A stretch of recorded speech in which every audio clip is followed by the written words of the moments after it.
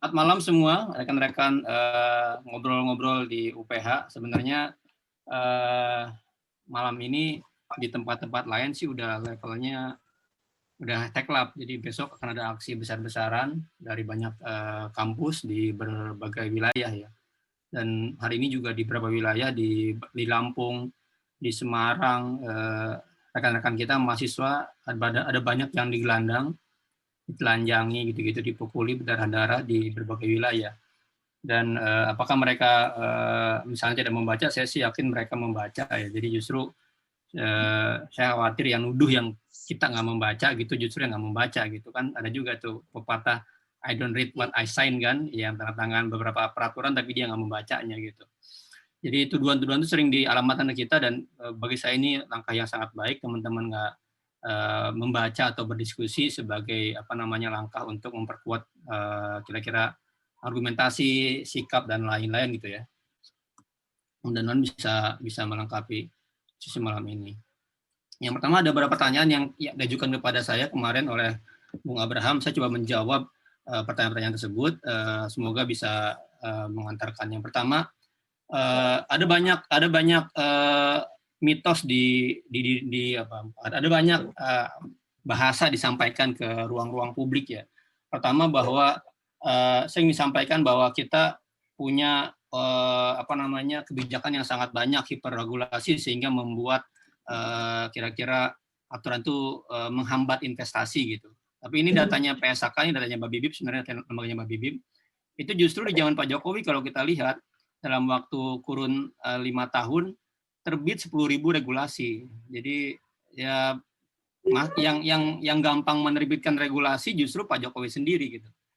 Dan bisa dibayangkan dalam 5 tahun muncul 839 perpres dan 8.000 sekian permen. Jadi itu harusnya argumentasi ini yang nggak bisa diberikan oleh pemerintahan saat ini karena kontrol di tangan mereka dan mereka yang melakukan regulasi sedemikian rupa gitu. Dan dalam praktik pengalaman kita misalnya dengan dibuat yang kira-kira dengan ambisi-ambisi gitu ya karena percepatan dan lain-lain, ada misalnya PP OSS One Single Submission gitu. Itu dibuat dengan sangat tergesa-gesa dan sifatnya sentralistik, single apa namanya window gitu di Jakarta atau di pusat, dan OS ini kemudian pada praktiknya di lapangan nggak berlaku karena daerah itu sendiri nggak mau menerimanya. Jadi ketika diizinkan dari pusat di satu pintu selesai di urusan pusat, tapi ketika misalnya dia turun ke wilayah, ke daerah, daerah nggak mau terima gitu aja. Gimana ceritanya tiba-tiba ada izin dari pusat, terus daerah nggak tahu apa-apa, langsung buka lahan, langsung land clearing dan lain-lain, sementara warganya itu warga daerah gitu. Itu seringkali juga banyak kebijakan yang nggak diterima. Dan kalau kita baca apa namanya draft undang-undangnya sendiri, yang kemarin sekarang kita belum hitung lagi nih dari juga hitung-hitungan teman-teman PSAK, itu justru memandatkan sangat banyak undang-undang, sangat banyak peraturan perundang-undangan. Jadi dari undang-undang ini memandatkan hampir 400 lebih peraturan pemerintah. Jadi ya bukan kemudian menyederhanakan kebijakan, tapi malah membuat ruwet kebijakan. Dan kalau kita baca bayangan-bayangan prolegnas yang dulu dibuat ya banyak gagalnya juga. Jadi pertanyaan penting, kenapa undang-undang yang lain itu dibuat sangat lambat ya. Kita tahu misalnya RUU PKS itu dibuat hampir bertahun-tahun, kita mendorong Pak Jokowi selama 3 tahun terakhir untuk mengebut PKS, itu nggak ada perkembangannya gitu. RUU Masyarakat Adat yang bagian dari janji Nawacita di 2014 sampai sekarang nggak maju-maju juga tuh perkembangannya. Tapi justru di tengah ketidakmampuan ini malah meningkat ya, persentase keberhasilan prolegnas itu kita lihat kegagalan presentasinya justru makin meningkat. Jadi prestasi DPR untuk membahas undang-undang semakin menurun ke sini. Dan ini juga kita kaget sebenarnya, Omnibus Law ini dibuat sebenarnya kan hal yang tiba-tiba kita baru dengar itu di bulan Oktober.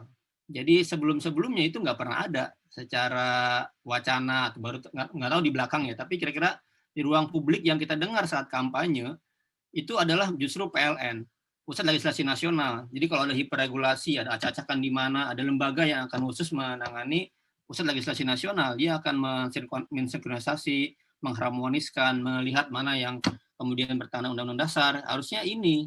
Ini janjinya gitu yang dilaksanakan. Justru setelah janji itu berlangsung ketika kampanye ini hilang. Muncul-muncul ketika bulan Oktober kampanye suara pidato kenegaraan di apa namanya di MPR, tiba-tiba muncul Omnibus Law gitu sebagai langkah pemerintah, dan ini nggak pernah muncul di awalnya. Mimpi untuk hadirnya lembaga yang merapihkan hukum dan undang-undang malah nggak ada kabar sampai sekarang gitu. Dan kita lihat, kita tahu betul bagaimana undang-undang ini disusun dengan apa namanya merusak prinsip-prinsip demokrasi ya. Bagaimana mungkin misalnya undang-undang itu kan dibuat dengan kajian ya, dibuat dengan riset, dibuat dengan analisis dampak dan lain-lain. Ini berdaya guna enggak? Ini kira-kira serius apa enggak gitu. Di ruang sidang ketika kami buat di PT UN tuh orang saksi dari pemerintah ngakui. Jadi naskah akademik itu dibuat bersamaan dengan undang-undang. Jadi naskah akademik itu sekedar formalitas agar ada kira-kira. Dan itu bagian dari legitimasi kepentingan. Bukan kajiannya dulu dimatangkan, dibuat dengan baik, diuji, diklarifikasi, difalsifikasi gitu kalau bahasanya anak-anak kampus ya. Ini enggak. Ini udah ada draftnya, naskah akademiknya menyusul bareng-bareng. Jadi kalau gitu jasa apa dong? Kajian akademis ini dibuat untuk melegitimasi pasal-pasal yang ada gitu. Dan ketika kita minta apa namanya naskah akademiknya, kita minta draftnya, itu sampai adanya surprise di bulan Februari itu kita nggak pernah dapat tuh. Jadi bahkan kita meminta secara resmi, kita meminta ke KIP gitu, itu buruh semua pihak, kampus, bahkan Komnas HAM sendiri, itu pun nggak dapat draft resminya. Jadi bisa dibayangkan pembahasan yang melibatkan ratusan halaman itu, 1.000 halaman lebih gitu, kemudian di naskah akademiknya hampir 2.000 halaman lebih, itu nggak di-share ke publik. Publik hanya bisa disajikan dengan beberapa presentasi dari apa namanya Kemenko Ekonomi gitu-gitu. Jadi pokoknya kita nggak pernah tahu membuka pasalnya, dan ketika kita dapat draft-draft yang versi dari masyarakat dianggap hoax gitu. Kita cek lagi sekarang draftnya sama. Bahkan ada berita tim perumus itu yang bahkan mungkin beberapa kawan-kawan kita ya gitu ya. Mereka diambil pernyataan, mereka disumpah nggak boleh menyebarkan. Jadi itu jelas sangat melawan, sangat bertentangan dengan prinsip-prinsip partisipasi, penyebarluasan, keterbukaan, dan lain-lain dalam penyusunan undang-undang itu. Dan jelas dengan waktu yang sangat singkat ya, jadi Oktober itu kemudian launch pengumuman akan bikin Omnibus Law, dalam waktu November, Desember, Januari, dalam waktu 3 bulan saja. Jadi 3 bulan nyusun hampir perubahan 76 lebih undang-undang gitu. Itu siapa yang nyusun? Kita nggak pernah tahu. Nama ahlinya siapa? Tim perumusnya siapa? Kita nggak pernah tahu tuh. Siluman mana yang dilibatkan. Jadi kita nggak pernah dengar juga. Sampai sekarang ini kita nggak bisa menebak. Tahu-tahu misalnya ada di bulan November tuh Satgas Omnibus Law yang ini ya, SK Kemenko Ekonomi ini Satgas nomor 378. Justru Satgas ini dipimpin oleh bukan pemerintah dan bukan juga oleh ahli di bidang hukum, tapi dipimpin oleh Ketua Umum Kadin. Jadi bayangkan nyusun undang-undang Satgas Omnibus Law-nya dipimpin oleh pengurus Kadin gitu. Dan di anggota membernya kebanyakan ini pengurus Kadin dan juga asosiasi pengusaha. Dan hampir nggak ada di situ apa namanya misalnya serikat buruh ya, atau masyarakat sipil dan lain-lain, hampir nggak ada gitu. Itu jadi ruang publik ini benar-benar dipersempit, dan dalam konsep apa namanya undang-undang dasar kita di mana kita prinsipnya republik, ya harusnya semuanya kembali ke publik. Warga negara itu harus terlibat sepenuhnya dalam setiap kepentingan atau agenda-agenda yang berpengaruh kepada mereka. Warga negara harus tahu apa yang kemudian berdampak pada mereka gitu. Dan sesuai janjinya, jadi Pak Presiden juga mendesak untuk pembahasan yang ngebut lah ya, 100 hari, bahkan dia minta 3 bulan disahkan gitu. Jadi Februari itu masuk ke DPR, Maret, April, Mei, Juni, Juli, Agustus, September. Jadi hanya 8 bulan. 8 bulan pembahasan di tengah pandemi seperti ini mereka ngebut ya. Dan hanya dibahas mungkin 60 pertemuan ya. Jadi bisa dibayangkan KUHP saja itu dibahas berkali-kali puluhan tahun nggak selesai karena demi kepentingan dan dampak kepada setiap orang. Nah, ini dibahas dalam waktu 6 bulan saja, membahas lebih dari ribuan halaman ya, ribuan pasal gitu di dalamnya, yang diubah, ditambahkan, diutak-atik dan lain-lain.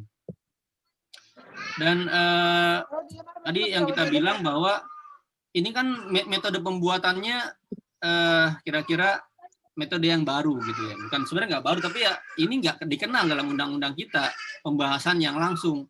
Makanya misalnya gini, sekarang di undang-undang ketenagakerjaan yang diubah, misalnya di pasal 67 gitu ya, ada istilah baru. Misalnya di sana ada istilahnya alih daya.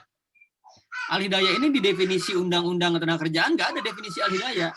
Adanya adalah penyerahan sebagian tenaga kerja atau pemborongan. Jadi istilah ini mengacu ke ketentuan umum yang mana gitu. Definisi yang mana? Di pasal sebelumnya kok nggak ada. Ini juga jadi membingungkan ya. Sebentar.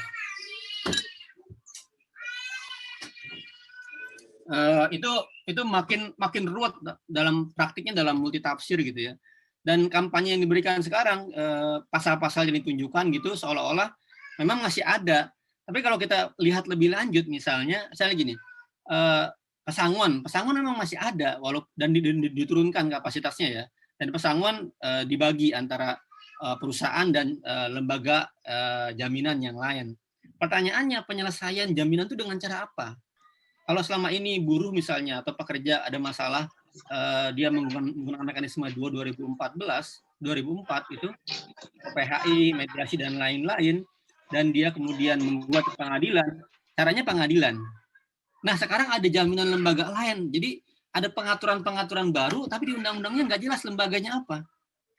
Itu akan sangat kira-kira merugikan warga negara ketika dia mau menggugat, meminta pesangon, sisanya yang 9 bulan upah itu kemana? Nggak ada lembaganya.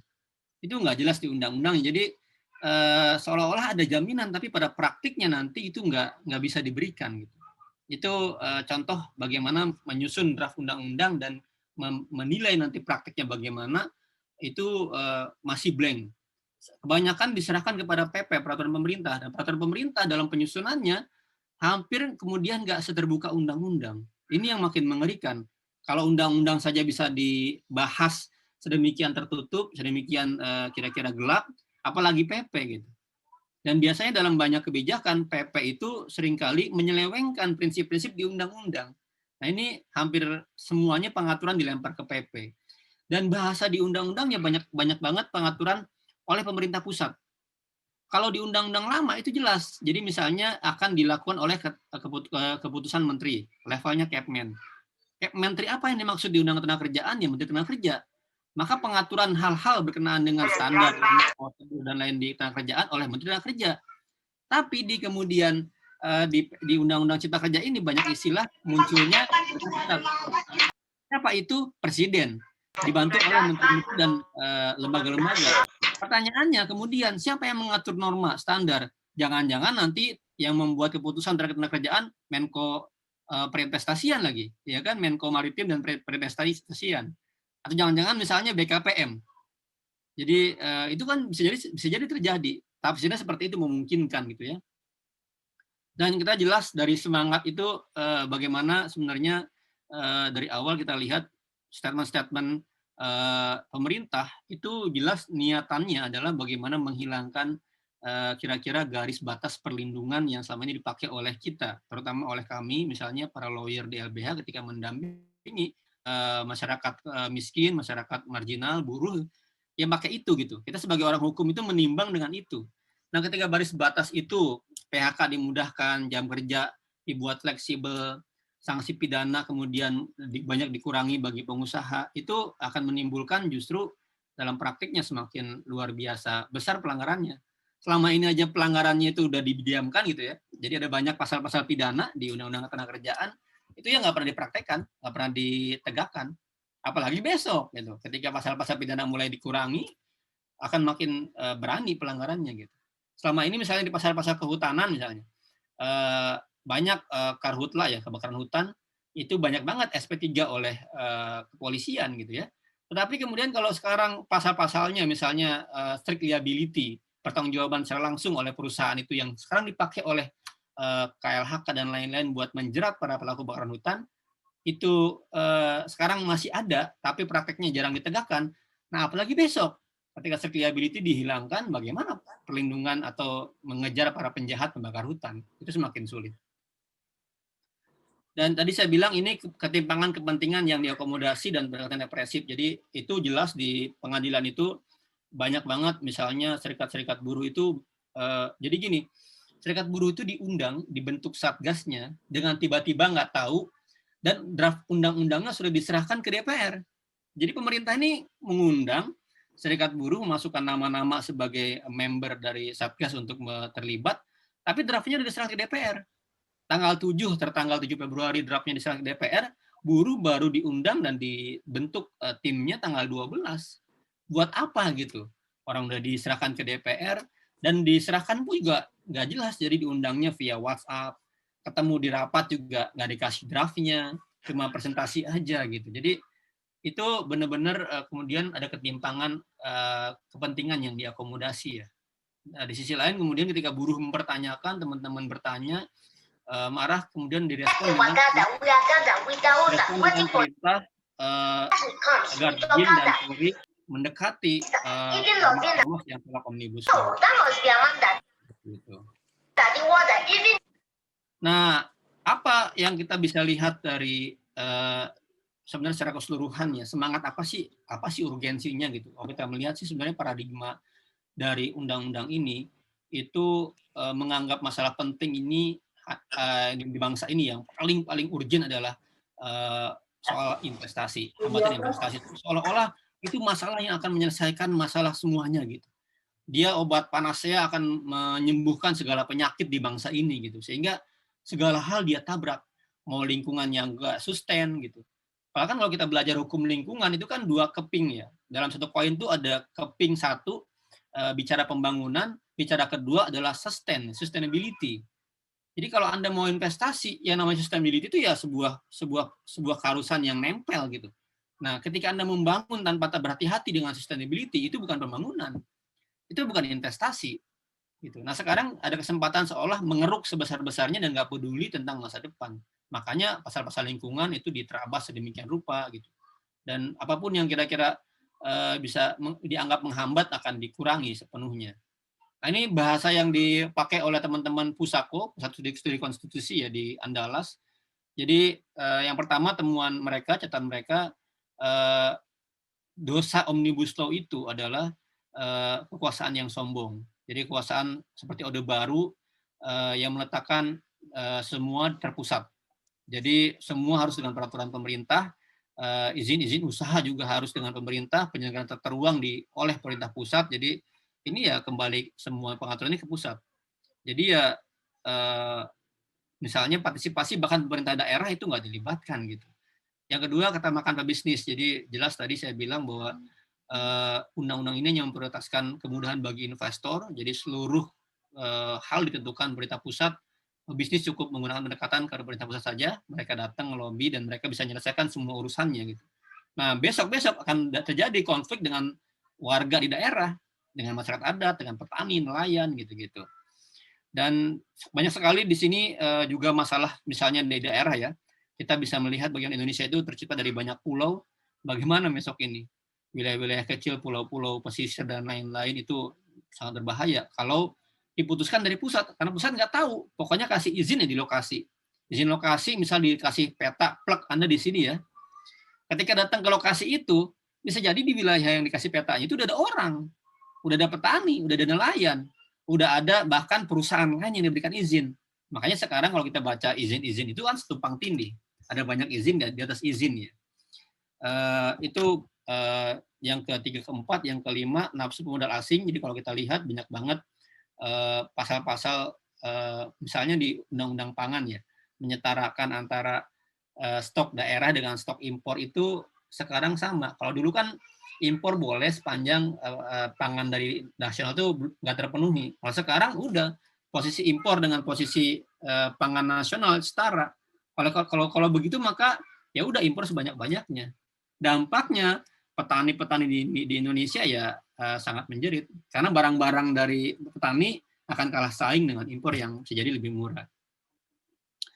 Dan Indonesia juga sebagai negara yang banyak terlibat dalam perjanjian-perjanjian internasional, sebenarnya kan udah banyak catatan ya. Kita banyak catatan, rekomendasi perbaikan. Justru pemerintah nggak mau merespon atau bertanggung jawab atas rekomendasi itu.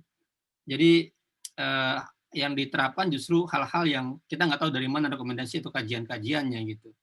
Dan dengan sekarang ada istilah bank tanah, ada istilah lahan-lahan, teman-teman silahkan cari tulisannya Prof. Maria S.W. Subarjono ya.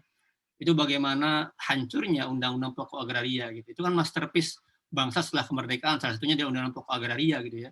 Semangat mengembalikan lahan kepada warga, semangat kira-kira ini negara ini ditujukan kemakmuran sebesar-besarnya buat masyarakat gitu. Kalau sekarang kan enggak. Jadi lahan itu dipersiapkan kantong-kantongnya untuk industri, untuk investasi. Dan dari mana begini? Sebenarnya ini bukan hal yang baru. Kalau kita ingat bagaimana Jokowi di masa pemerintahan sebelumnya selama 5 tahun dengan JK, kalau kita ingat ada 16 paket kebijakan ekonomi.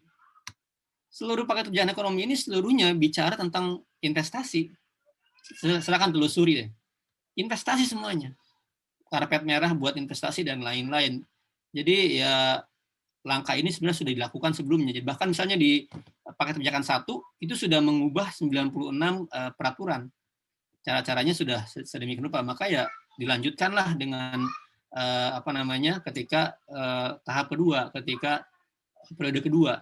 Itu di pidatonya jelas. Jadi 5 fokus Pak Jokowi, Presiden, ketika pidato kenegaraan, yang pertama adalah infrastruktur, yang kedua investasi yang seluas-luasnya. Jadi nggak ada tuh di sini perlindungan lingkungan hidup, kelestarian alam, sustainability pembangunan gitu ya. Kemudian perlindungan warga negara, buruh dan lain-lain, dan mengancam siapa yang menghambat investasi akan dihajar. Jadi memang ini jelas kehendak presiden ya yang sangat kuat sejak awal, makanya dilakukan apapun untuk menjaga ini gitu. Dan kalau kita ingat sebenarnya banyak banget undang-undang yang dibatalkan oleh MK.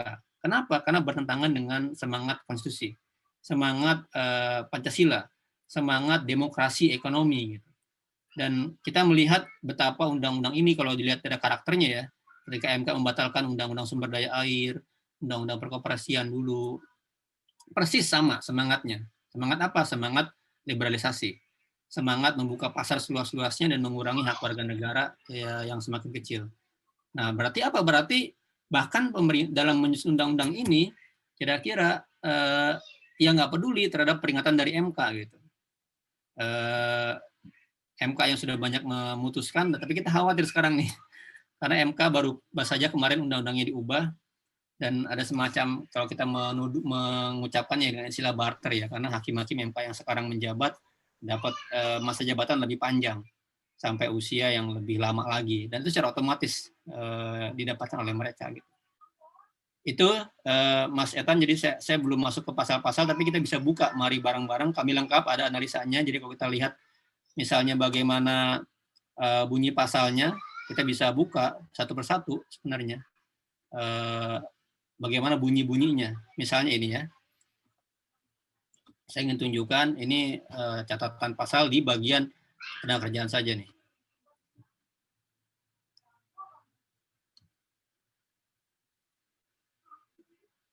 Contohnya ini.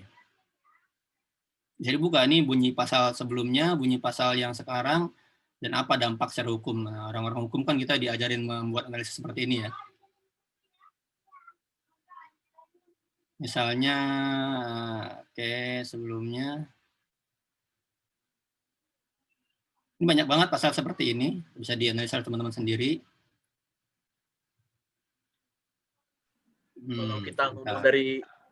Kalau kita ngomong dari segi teknis pergerakan, Pak, sekarang ada yang mungkin teman-teman udah pada lihat juga, ada yang namanya #mosi tidak percaya, dan juga ada website Awas Omnibus Law ya Pak, kalau nggak salah Pak.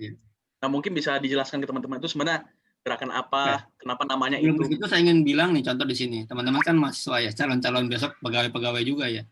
Kalau di undang-undangnya sebelumnya, itu kita lihat bagaimana perjanjian kerja itu dibuat, ada kalau mau dikontrak, jenis pekerjaan yang bisa dikontrak, itu ada batas waktunya, paling lama 3 tahun.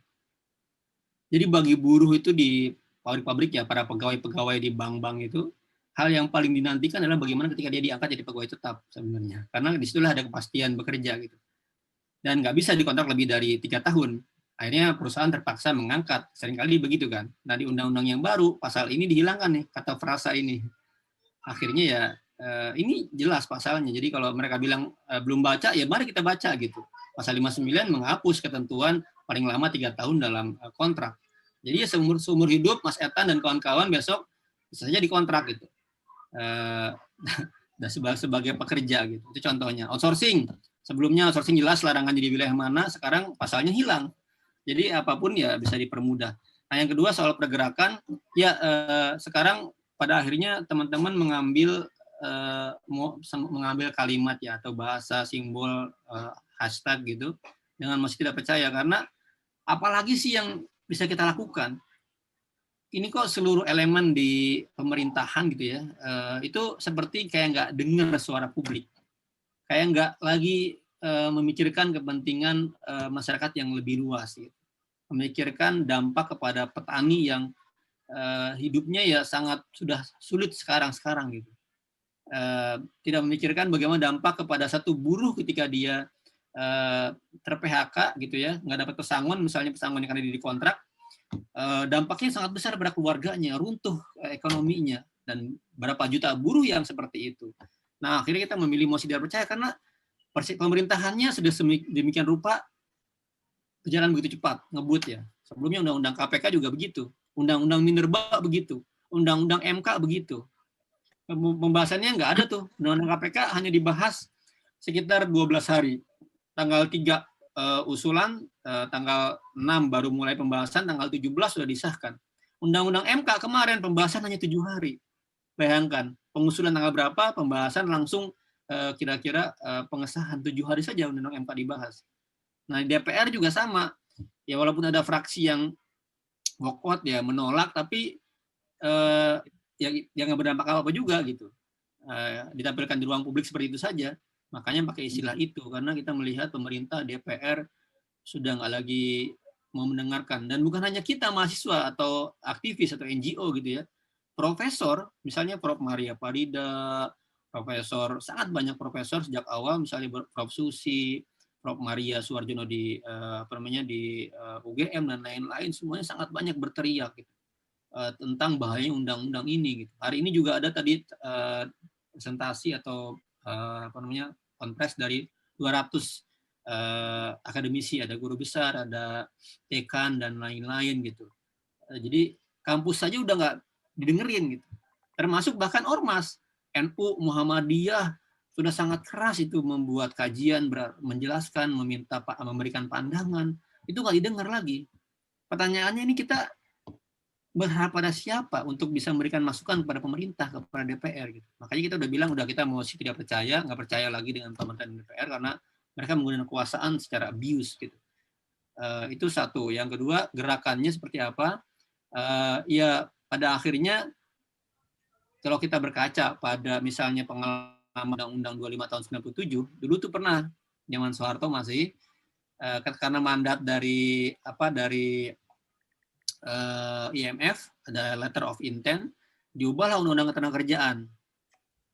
Dan sama pembahasannya kayak gini juga suasananya. Waktu itu kemudian terjadi pemukulan besar-besaran, buruh semua turun, dan kemudian lumpuh itu pelayanan pabrik-pabrik. Akhirnya pemerintah dan DPR menyatakan tidak berlaku. Jadi ya pada akhirnya memang sarana media Tempo, Kompas sudah sangat keras bersuara, nggak didengerin. Para akademisi yang ngomong ngasih kirim surat nggak didengerin juga. Pada akhirnya memang masyarakat kita membutuhkan misalnya turun ke jalan untuk memaksa gitu ya, agar pemerintah mendengar suara masyarakat. Dan kita berkaca misalnya waktu September kemarin bagaimana kita turun bersama, akhirnya menyatakan pendapat dengan serius di lapangan dan akhirnya bisa menunda KUHP. Walaupun KPK nggak bisa ditunda, undang-undang nggak bisa dibatalkan ya, tapi KUHP bisa ditunda waktu itu. Dan undang-undang Minerba, undang-undang pertanahan yang kemudian sekarang dimasukin ya, undang pertanahan itu kan sempat dibahas kita tolak juga, dimasukin sekarang di Omnibus Law. Minerba yang dulu ditolak sempat sekarang lolos juga. Jadi sebenarnya semakin ngeri kondisinya. Alhamdulillah.